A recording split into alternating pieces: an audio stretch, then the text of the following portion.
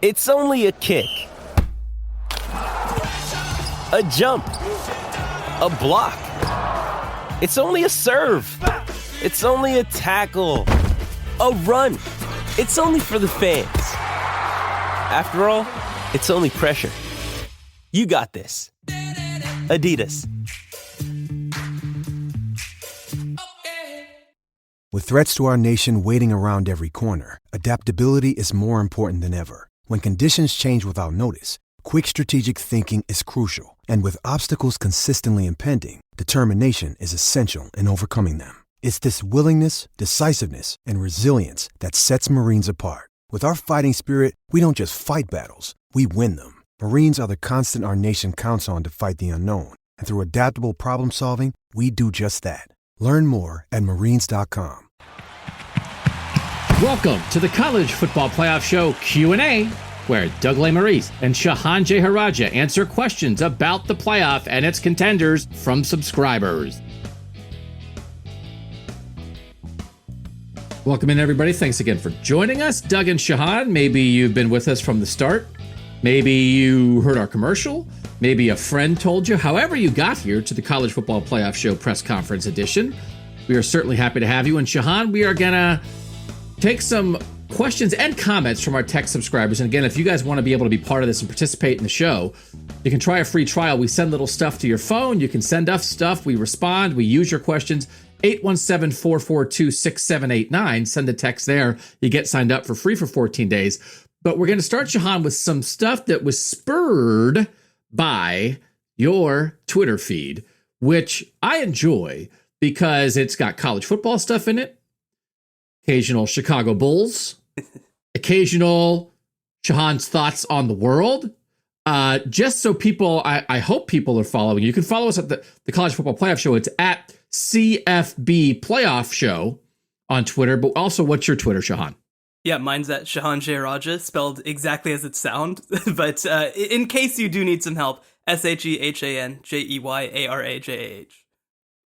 And I believe a tweet that prompted me to say, let's discuss this a little bit this week, was something like, I hate the playoff. Talking about the playoff is stupid. I don't know why anybody would talk about the playoff. And then I was like, oh, you're on a show where we talk all about the playoff. So I was worried, Shehan, that we are murdering college football merely by doing this show. Am I representing some of your tweets from last week correctly? I'm paraphrasing, but I think I got it pretty much right. No, that was amazing. That was verbatim what I tweeted. No, so I think something that's been interesting in the playoff era is that the sport has become so national title centric, and you see this with the SEC expanding to include Texas and Oklahoma, and this new alliance, which, by the way, we're recording before the alliance officially launches. We don't really know what it means. And by the way, you guys cannot see this, but when Shehan says the alliance, his eyes bulge and he throws his hands to the side. He does jazz hands practically. It's like, the alliance, ooh. The ooh is understood in when Shehan says the alliance. So every time you hear him say that, that's the facial expression he's making. Yeah, I mean, obviously sending Florida State to Corvallis to own the Libs, it's going to be great. But yeah, so, we don't really know what this means. But one thing that we are starting to see, and something that we've talked about a little bit on previous shows, is that there is this NFLization of the sports. The thing, though, with the NFL versus college football is that, one, I think college football's better than the NFL because there's more to it, because of the width and the depth to the sport. And two, because in the NFL, you have revenue sharing and things like that to create an equal playing field, relatively speaking. You can't make it exactly equal, but every team does have a chance. There is a level of parity in the NFL that I think is probably unique to all American sports. And so if we're moving in that direction, which you mentioned the regionalism aspect. If we're moving in that direction, I don't know if that's good for the long-term health of the sport. Now, the one thing that I'll say is that I actually do like the way that we do this show, because we don't just sort of say, well, let's just talk about Alabama and only Alabama, right? We want to be very legitimate about, one, who the best teams in the country are. That does matter. That is significant. but we also want to talk about it in the context of the other teams that we think are also contenders to be there and not just focus. Because I think that the way that we handle this sport right now is almost like the 4 teams that we came in with, if we just kind of stop there, right? Yeah. And so I do think we're building it out to 8, 9, 10, and including some teams that I would not include. But, I think from that perspective, nationalism is good in the sense of like, at least talking about the sport nationally, but I don't even think we do that, right? We just kind of focus on like, it's like an oligarchy more than anything else. Yeah, I will say, like, when we were starting this show and it was like, Shehan is the exact right guy to be on this show, my only reservation about you was like, this guy's smart, this guy's good on podcasts. The only thing is, I think he hates the playoff. So that's, as long as we can get past the fact. But here's, like, my argument would be, I almost think college football is existing in 2 worlds at the same time. Yes. And I think that can happen. Yeah. And the thing is, like, there's no other sport that has 130 teams in it. There's not 100. If Major League Baseball or the NBA or the NFL had 130 teams, you would have tiers and you would have people realizing, well, not all 130 are competing for a championship. There are other things you have to be happy with. Some places it's a winning record. Some places it's a bowl game. Some places it's beating your rival. Some places it's trying to win a conference championship once every 10 years. That I do think you can find things to shoot for that are good for the program, good for the fan base, that it doesn't have to be all or nothing for, the bottom 110, because you'd just be banging your head against the wall. But I do want to get into some specifics, and there was a regionalism question from our guy Kenny, who's a subscriber and sent this in. Regionalism is losing steam because of the playoff. Maybe it will come back with more teams making the playoff, but with only 4 spots, it's eat or get eaten. The focus is on the 4, and the consolation prizes don't seem as good because traditional blue bloods are also down at the same time. If USC, Texas, Florida State, Michigan make it back, then regionalism will come back. Shehan, I think that is an interesting point, because I think part of the issue here is that Ohio State, Clemson, Alabama, Oklahoma have been so dominant in their regions that there is no consolation prize for them, because you feel like, are you serious? Like, if Oklahoma's like, are you serious? We lost to Iowa State. The year Alabama's, but for instance, the year Alabama lost to LSU, I'm not saying Alabama fans were happy with that, but you look at that and say, well, what are you going to do? LSU's awesome. And if that was happening a little more often, where Ohio State, Clemson, Oklahoma, Alabama could have a good year regionally without going out nationally and succeeding, I think that would change things. But there's such a one team in each region kind of thing that none of those teams can be happy, because anything that keeps them from the national picture is an upset and a disappointment. And I do think that enhances the national view, because those teams can't be satisfied with regional success. And then basically everybody else in those regions kind of have to be satisfied with regional success in a world where regional success is not viewed the same way as national success. It's just, we just need more good teams at the top. I think, to Kenny's point, Shehan, there is structurally some stuff wrong, but I do think if you just had 10 top tier teams instead of 4 top tier teams, that would solve a decent chunk of it. I do think that would be significant. And I think that in some ways this goes back to what I was saying. For me, it's less that I don't like the playoff, because I think that it's great that we get to see it happen on the field. And it's more that I don't like how the playoff has changed the way that we talk about college football. Because we have 4 playoff teams now, right? So maybe now you're talking about a 5th team being involved. Whereas I think back in the day, I think that you got more conversation about, wow, here are several teams that could have a chance to break into that top 2. Here's the path to getting there. Here's the path to success. And, not that I want to by any means go back to the AP poll era, but there was a lot of conversation about a lot of different places when you were having that conversation. And so I think for me, again, it's less that I don't want there to be a playoff. I think that it's great that there's a playoff, and I'm very excited also for us to move to 12, because I think that changes that conversation. But if all the conversation is going to be on the playoff, then it's no wonder that everybody just decides, well, we're going to go to Alabama, Ohio State, and Clemson, because that's the only schools where we can be at a place that matters, where people are going to talk about us nationally. And I think the other thing, too, is that, for lack of a better phrase, I think there's a certain bit of laziness when it comes to coverage of college football because people know their area, people know their team. And so it kind of lets them off the hook and lets them say, well, okay, well, Alabama's always good. Let's just talk about that, right? Like, there are guaranteed storylines that you know are going to happen. Alabama going to be good. Ohio State's going to have a great quarterback. Oklahoma's going to have a great offense. And I think you even see that in some cases with the storylines kind of just lasting forever. And I'll point to the Oklahoma defense thing, right? Like, Oklahoma 2017 and Oklahoma 2020 on defense are two totally different things, but it's like we just kind of keep saying the same thing over and over again because it's easy. And that's the biggest thing. And in terms of regionalism, I think that a big part of it is definitely teams coming up and being able to beat those teams. If Michigan, if Penn State were able to beat Ohio State, that would help from a regionalism perspective. And, because you talk about regional success, well, how can a team have regional success if Ohio State, Oklahoma, Alabama, and Clemson are still winning every single year, right? Like, right. You need a year or two where at least those teams get knocked off. And you've had that a little bit in the Big Ten, though it looks like it's maybe coming to an end. You haven't had that in the Big 12 at all, right? Oklahoma's dominated that league. With Alabama, again, there's like individual moments where Georgia and LSU goes through. And I think that's one of the reasons why the SEC is the most popular league, is because you have those moments. And with Clemson, they don't play a game, and they haven't played a game really since Florida State fell apart. That's kind of been significant in conference. So, not to mention the Pac-12, which hasn't even had a chance since 2014. Right. So, that's a part of it, right? You need there to be upsets. You need there to be moments. There needs to be a chance, because if there's not a chance, then what's the point? Yeah, it's hard. There's a question specifically about this as it relates to Ohio State that we have, Shehan. Yeah, this is from Alexander. Winning the national championship at a place like Ohio State is the first and only reason I followed the Buckeyes.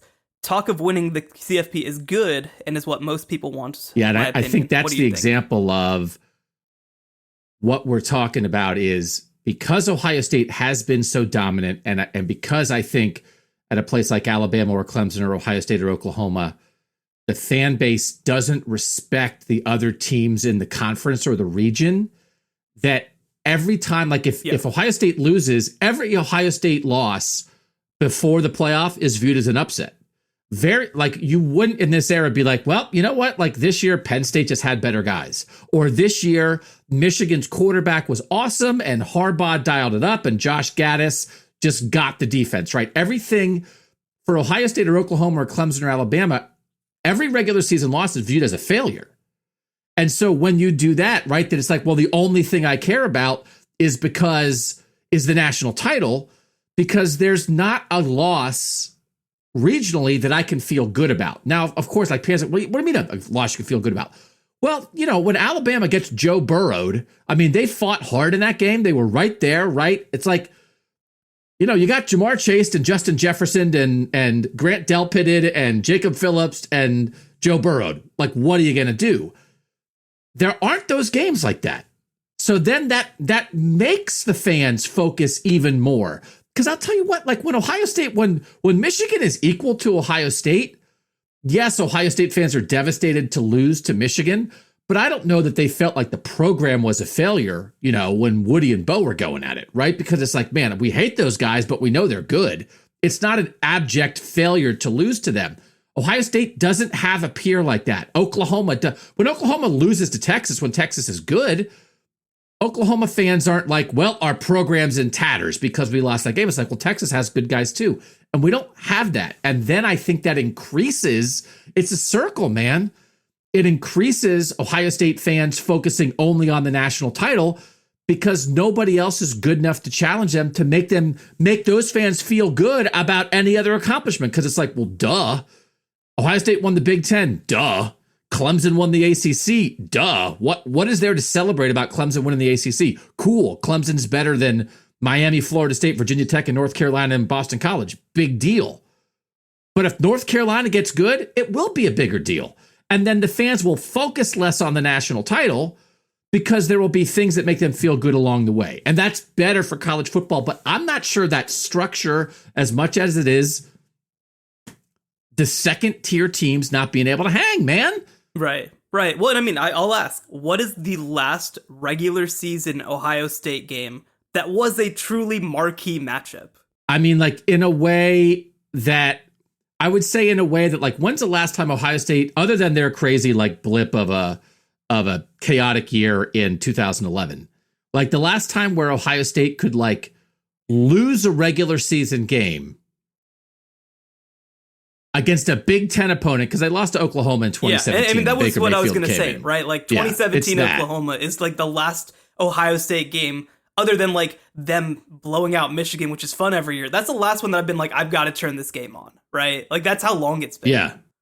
And like in the Big Ten, like the idea, like the last time Ohio State lost a regular season game where Ohio State fans would have thought, well, you know what? They're good too.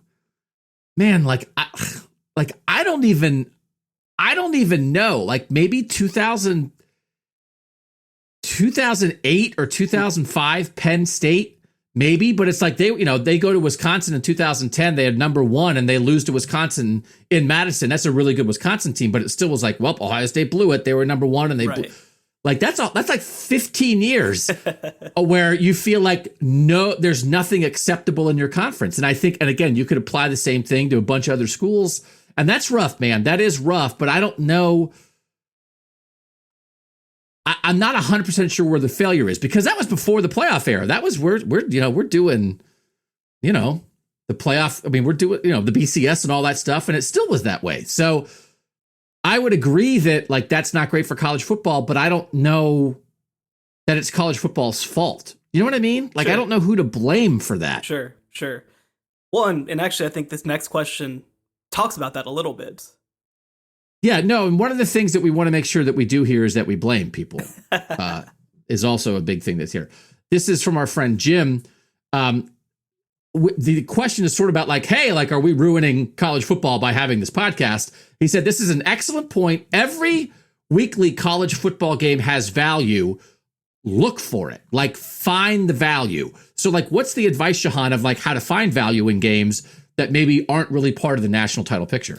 Yeah, I think that one thing to remember is that every team, all 130 teams, have great players and have great fan bases that are invested in this game, right? And so I think a big part of the conversation isn't even just saying, hey, every team in the country should be looking for national success. I don't think that's realistic.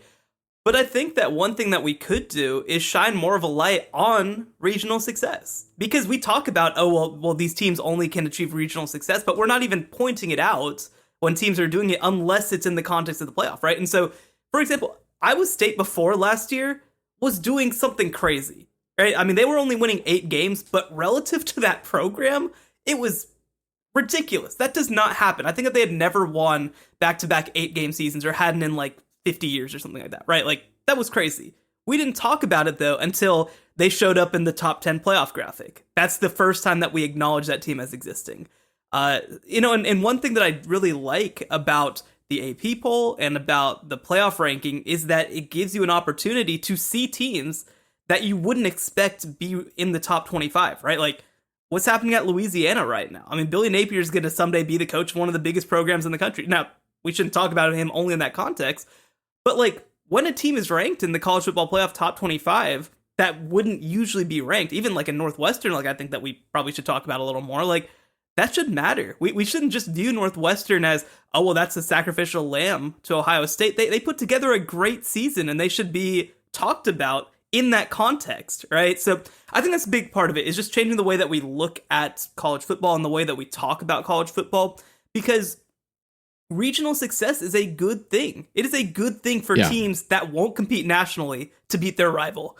It's a good thing for teams that wouldn't normally make it to make their conference championship game. You know, like what's happening at North Carolina, we're going to talk about North Carolina on the main show. And I don't really care in this context whether North Carolina is a national title contender, because what they're doing is amazing. And we should acknowledge that, even if it's just that they make the ACC title game. So I think that that's the biggest thing about it, is we need to shine as much of a light on regional success as we do on national success, because that stuff matters too. I think there's a way. What if we did, as part of our Q&A episode, once we get into the season, we each did a top 5 of like the current teams, like it's a top 5 ranking based on success versus expectation. Sure.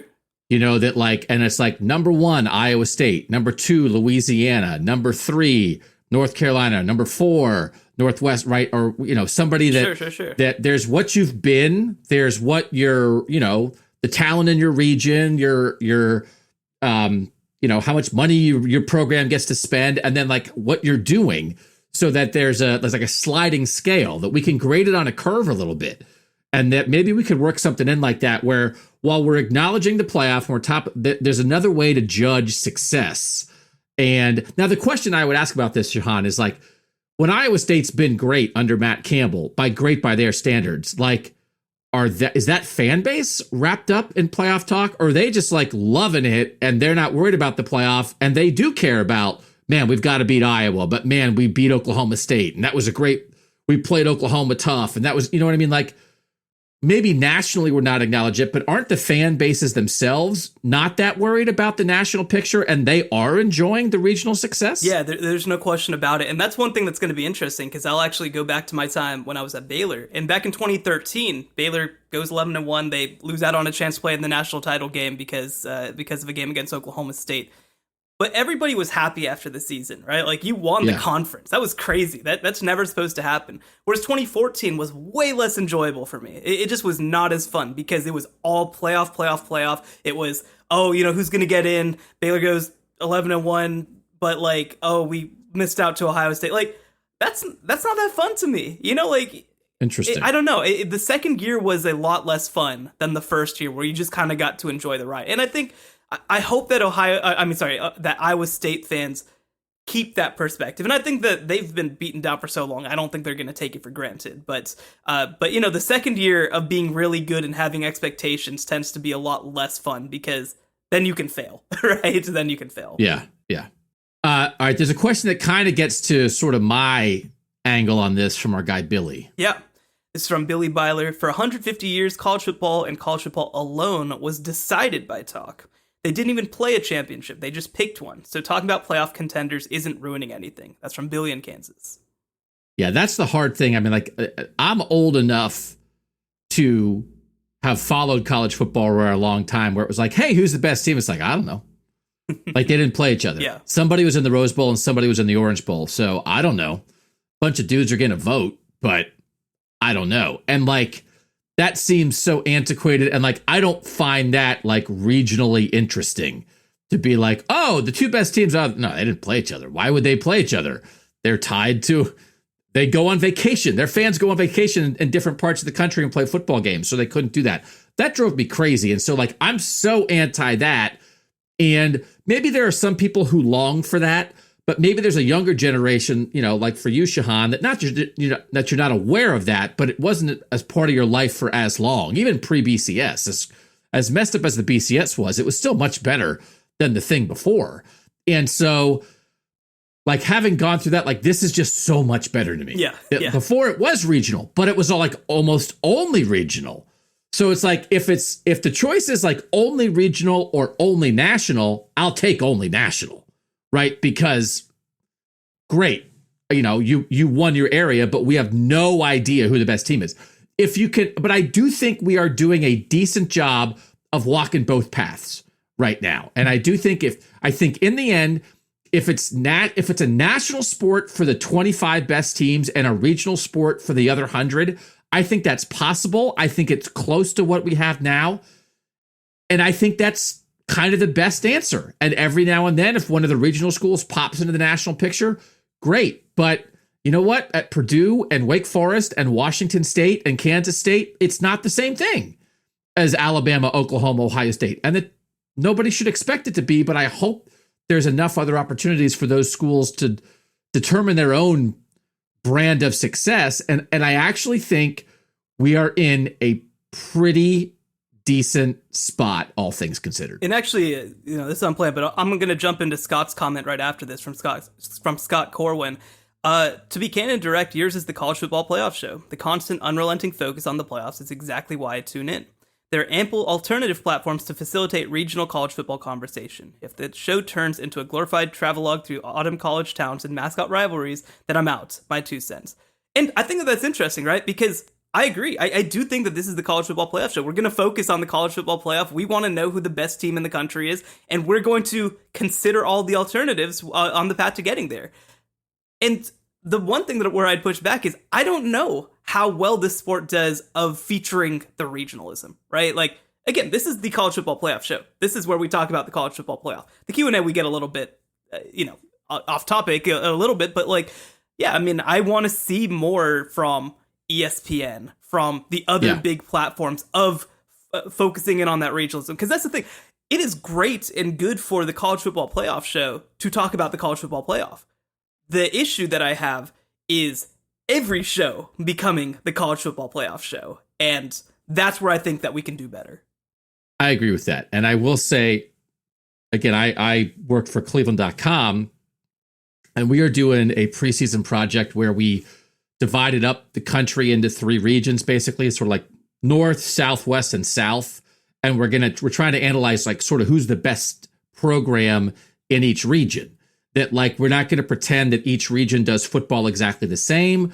We're not going to pretend that the talent level in each region is exactly the same. And we're trying to hone in a little bit on the idea of like being the best team in your area does have value. Yeah. That it means something. And then at the end, let's have everybody go out into the world and butt heads.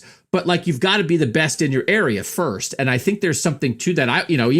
And conferences should be that. I do think conference titles have been diminished. I mean, I don't know that anybody would argue that, but I think there is a way to say like, hey, these 20 teams, even if you divided the country up into 10 areas, say like, hey, who's the best team in New England? Who's the best team in the Northwest? Who's the best team in California? Who's the best team in Texas? Who's the best team, in Florida, Georgia? There's a way to do that I think you could find value in that, but that we kind of don't. Maybe we need a spinoff show. Let's talk to the bosses about that. You know what? The first show is going so great.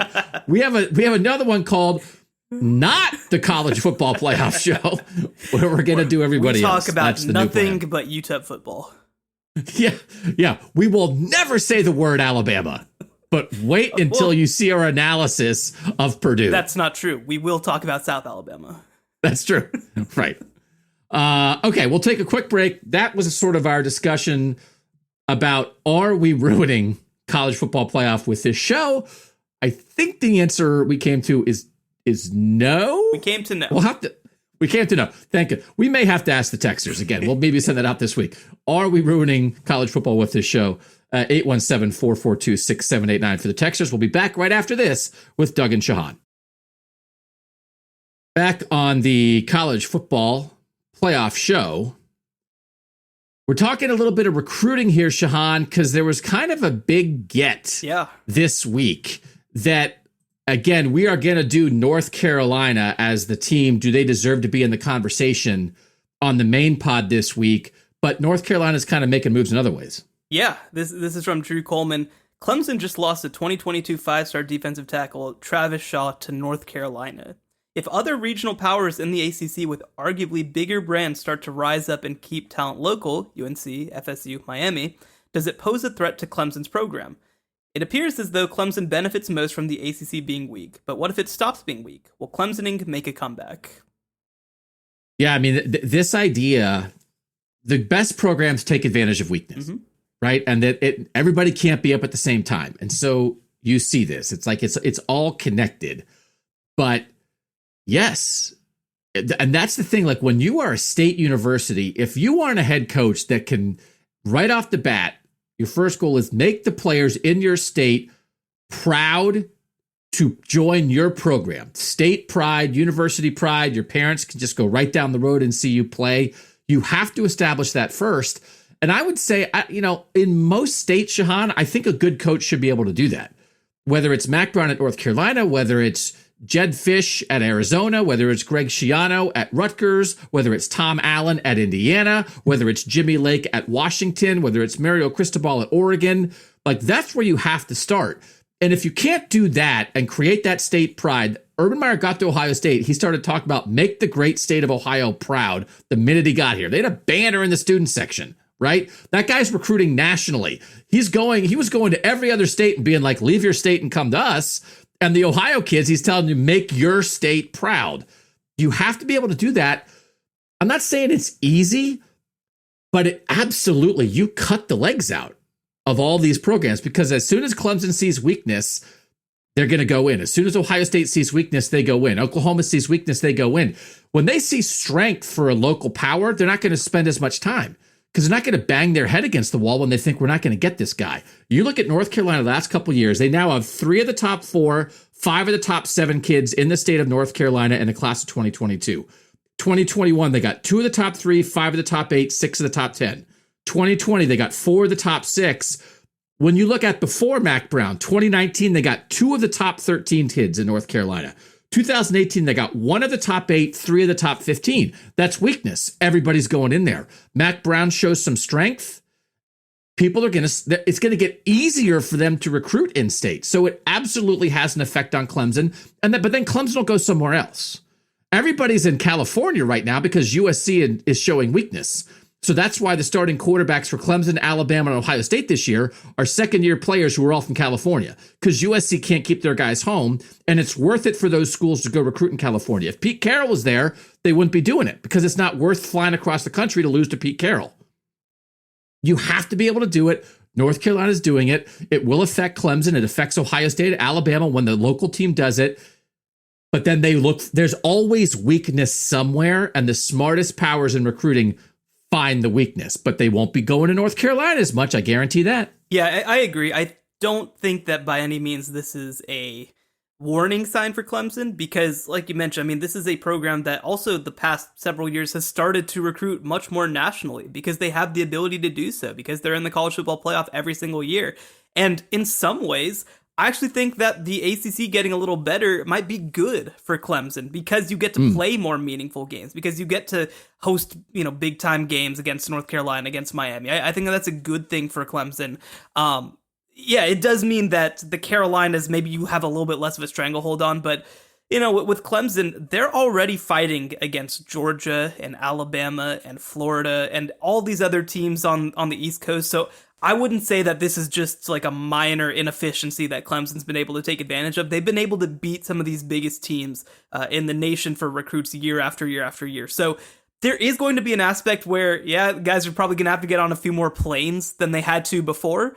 But I don't necessarily see this as being a warning sign as much as a credit to North Carolina and potentially, in the relatively long term, maybe the ACC. And I do think Clemson built what it is by coaching guys up, developing lower ranked guys. They've only in the last couple of years, I mean, they were winning national titles when they were recruiting in the 10s and 15s. Right. Now they've become a top 5 recruiting power. So they also know how to win, that they are not just a talent factory. They know how to coach some football there. And too. I would not want to be North Carolina State right now. That's them and Duke. I think it is scary hours for them.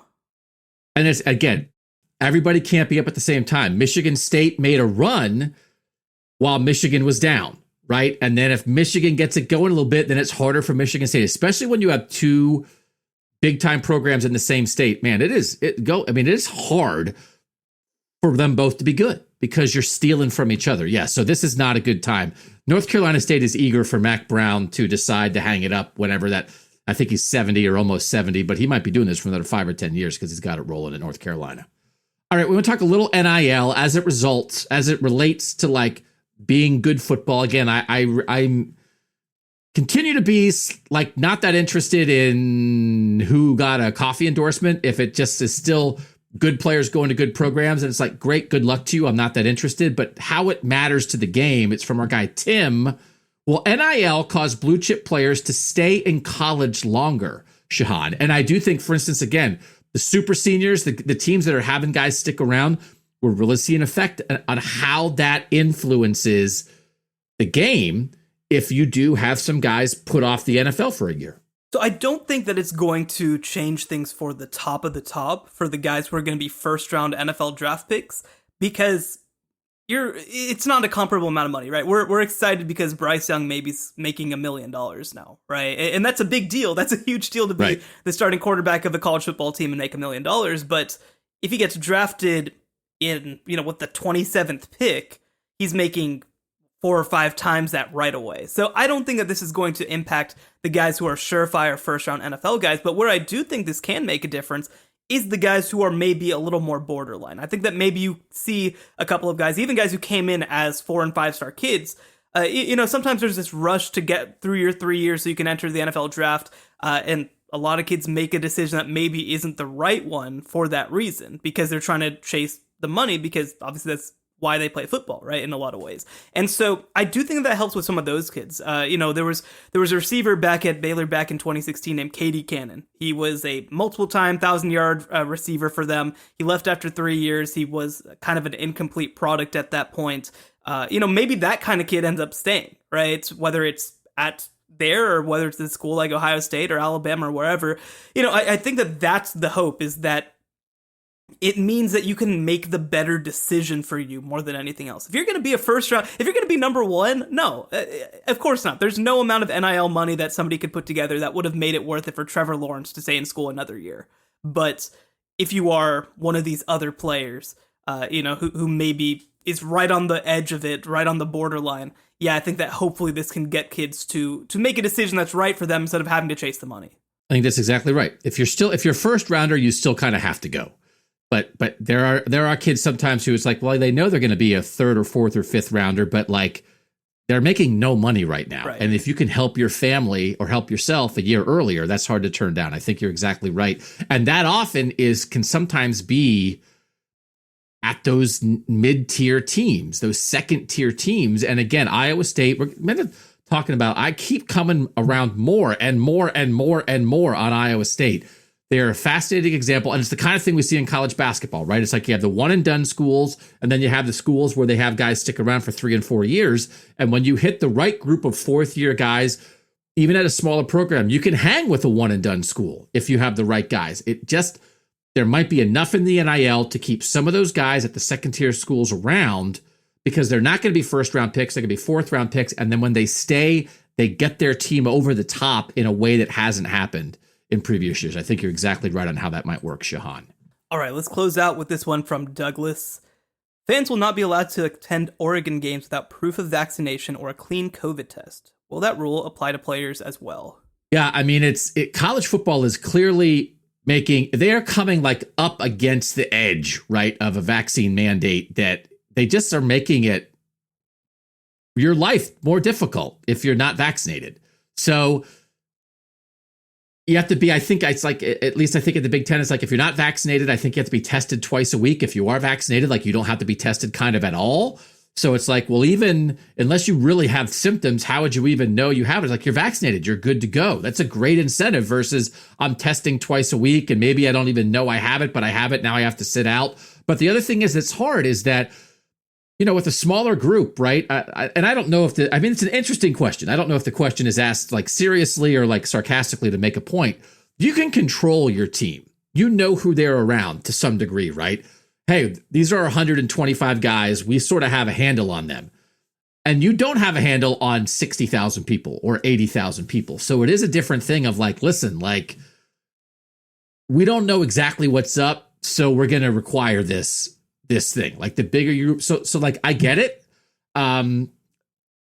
There's going to be a lot of line walking with this, right? There's a lot of places where it's like, well, you have to wear a mask while you're in the concourse or in the bathroom or at the concession stand because you're enclosed and you're walking with people, and you go out in the stadium and you don't have to wear a mask when you're sitting on top of each other in the stands, but at least you're outside. Like, I don't know what the science is on all that, but college football programs, especially, I think, Shehan, feel like they can get a handle on their people because they're accountable to something and fans aren't. So then you do, I think the idea of like, there is like we have to be stricter with fans because you're not accountable to the university in any other way. Right. So it's tough, but I get like why Oregon and maybe some other schools are doing it. Yeah.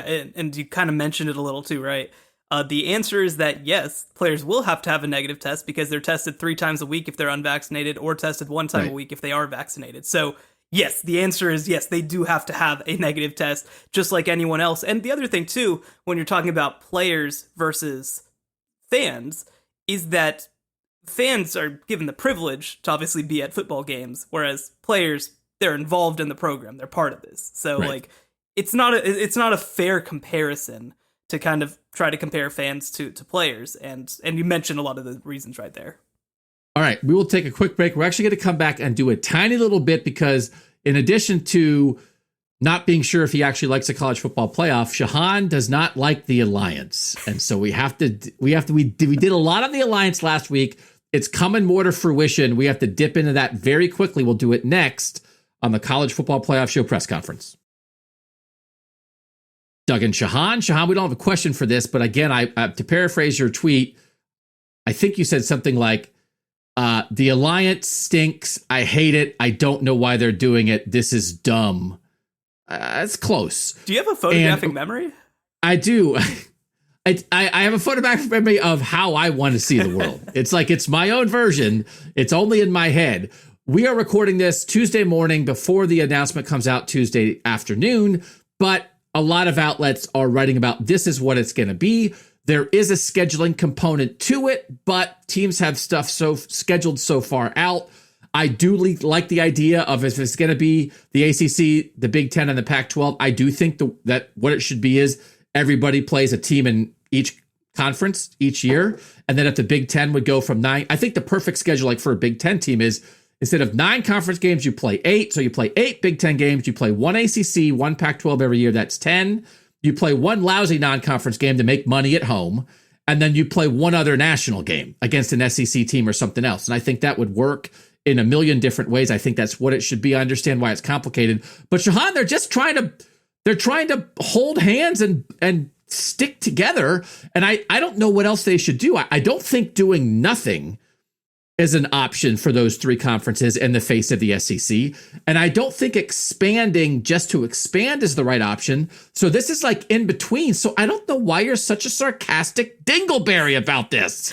Well, I mean, so I think it was David Hale over at ESPN was looking through schedules for ACC teams. And like between 2021 and 2026, I think there's something like 30 non-conference spots available out of like 300. So you'd have to rip up potentially a lot of contracts if you're all of a sudden going to be blowing everything up and creating all these non-conference matchups. This is probably something that won't really be able to happen until like 2027 when this is all kind of irrelevant.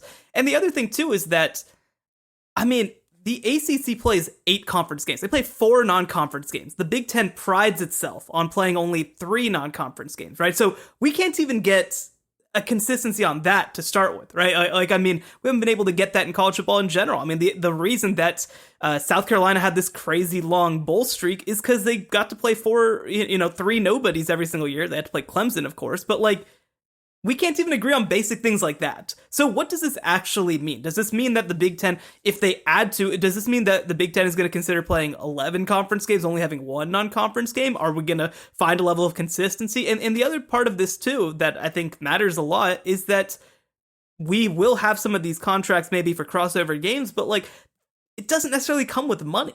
And money's really the biggest thing at the end of the day. So if we're not talking about money, then it probably doesn't actually matter. And the other thing too is that there's no reason. I understand the thought process behind let's try to band together and go against the SEC, but the fact that you are conflating 3 major conferences with the SEC kind of shows how none of y'all are the SEC. No, I know. Nobody is the SEC, so nobody can take on the SEC by themselves. So they have to gang up on him. Like, we know if we go one-on-one with the SEC, everybody's going to lose. If we try to raid each other to match the SEC, someone's going to lose. This is the only way for these 3 conferences to all win. But I do think, listen, first of all, I mean, I just covering Ohio State, they rip up contracts all the time. I mean, they constantly are like, oh, we're going to play Tennessee in 2027. No, we're not. We're going to play Georgia. No, it happens on the regular. And the idea for Ohio State, I think if all 3 of those conferences got to 8 conference games, 2 crossover games, and then 2 unaffiliated games, and that's your 12-game schedule, I think that makes sense for everybody. For instance, for Ohio State, this year they're playing 3 crossover games in the West. So say you lose the Minnesota crossover game, and they're playing Tulsa as one of their non-conference games. So you trade Minnesota and Tulsa for Washington and Clemson. That's better TV inventory. That's more on the national stage, and that makes you more money. And that's what they would be doing every year. You trade a mid-tier non-conference game and a crossover game against a lousy conference team and add like 2 big. Then next year, Ohio State plays Arizona State and Miami. Then the next year, they play USC and Boston College or whatever. I do think it makes a lot of sense, but they're going to just vote together. They're going to make sure that the SEC doesn't take over college football. But I do think, Shehan, and I can't remember if we talked about this already, this is their last chance to have it that the SEC doesn't run the show. I think if they don't stand up now, the SEC is the best conference. So the only way to counterweight that is to gang up with 3 conferences. Otherwise, it's just going to be the SEC's world and they're going to be living in it. If they don't do it now, I think it's over. So I understand why they're trying to figure something out. And I do think this is the best thing. And we're going to vote as a block. We have similar interests and we don't, as you said, NCAA governance, scheduling, just a lot of other things. Maybe there's NIL rules, whatever. If you don't want to have the SEC dictating to everybody else on that, because they dictate on the field, right? And maybe you can't stop that. But off the field, if you don't do this, you're dead. So I get why they're doing it. And I think it is the best option. What if you were in one of those 3 conferences, Sean, what would you do? What do you think they should do? Yeah, I mean, the answer is that I think the one focus and the one place where maybe this can be a good thing is if you can get the playoff to market. If you can get it to not just potentially be just an ESPN property. And that is one piece of this, right? But for example, you talk about this sort of 10-game schedule, with 2 unaffiliated games, which would be a lot of fun to watch, obviously. You think Boston College is super excited about playing 10 Power 5 games a year? I mean, the reason that they have so many non-conference games against lesser opponents is because they're looking for wins anywhere they can get it. And so, I think this would be good for the Ohio States. This would be good for the Clemsons. This would be good for maybe even I think probably the place that it benefits most is maybe the top tier of the Pac-12. But I wouldn't want to be Justin Wilcox at Cal right now. I wouldn't want to be Nebraska right now. Do you want to go in year after year after year and go 3-9? I just don't know if that's going to be something that's going to be all that popular once you get down to it. But I think you tell those teams, it's you can either do this or Ohio State, Michigan, Penn State, Miami, Florida State, and Clemson are joining the SEC. And then Boston College and Purdue, go have your 6-win schedule as much as you want. Nobody will care. And you will have no TV contract.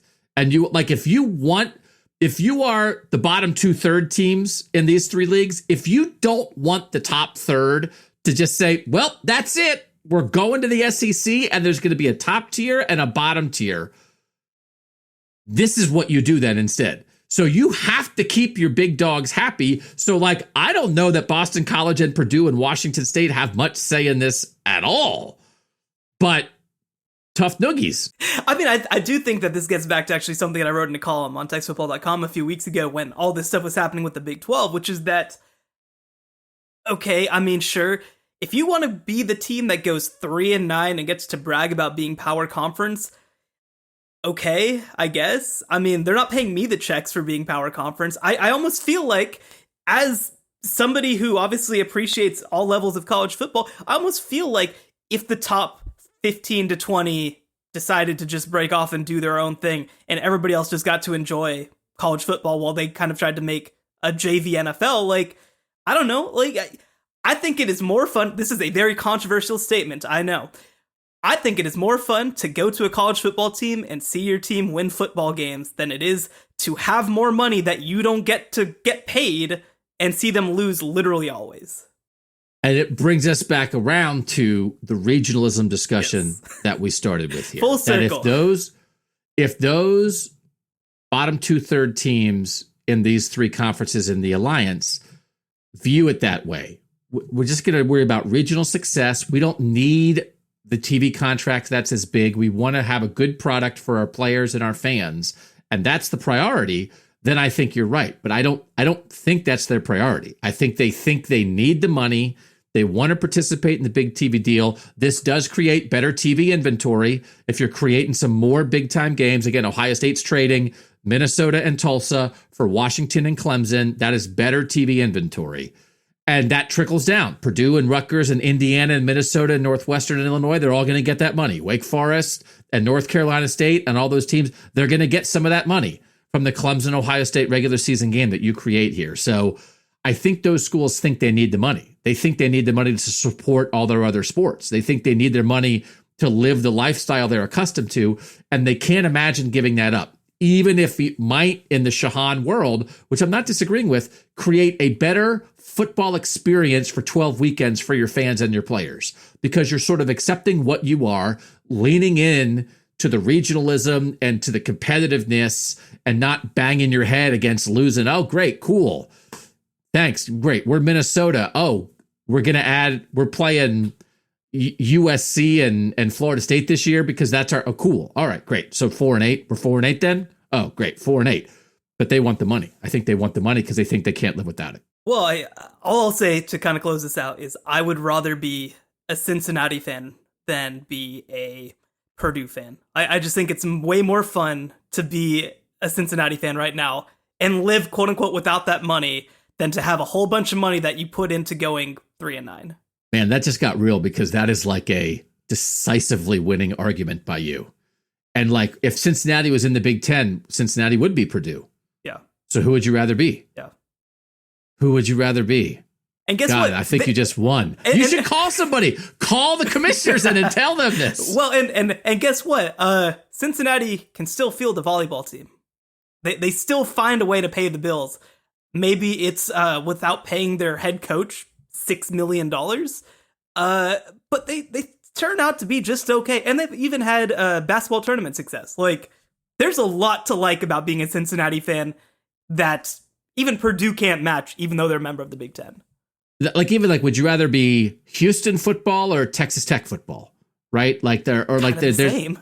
Like, there's other examples you can find. It's like, okay, well, one's supposedly in a power conference and one's not. But who would you rather be? Who's winning more? Who's having more fun? Who's having a better time on 12 Saturdays a year? Ooh, you came in hot at the end, Shehan. That's a good argument. Well, we could continue this kind of. It's like the shadow playoff. I think it's like around the edges of this. I think there's some good stuff. Listen, we're the college football playoff show, but to your point, the Q&A episode, this press conference every week, gives us some time. I originally thought, like, hey, only ask us questions about the playoff. We're the playoff show. But I actually think that's wrong. And I think we figured that out, that we want people to ask us questions about everything in college football, because we want to talk about everything in college football. And then on the main pod, we're going to decide, like, if you're not good enough, we're not talking about you. But here we will talk about everybody. That thing in the end, would you rather be Cincinnati or one of these other bottom half teams in a Power 5 conference? That's a great argument. I think we can keep doing some of that stuff the rest of the season. We appreciate you guys listening. Again, I would encourage you, if you like the show, to try the texts. You get to ask some questions, even if it's not even questions, comments, bring up some ideas that'll spur discussion like this. We love it. We appreciate you guys doing it for us and being part of it. 817-442-6789. Don't miss the main pod this week. North Carolina, do they deserve to be a playoff contender? And ranking the quarterbacks for all the playoff teams. Season's almost here. We're excited for it. And the College Football Playoff Show is going to document it every step of the way. For Shehan Jeyarajah, I'm Doug Lesmerises, and that was the College Football Playoff Show.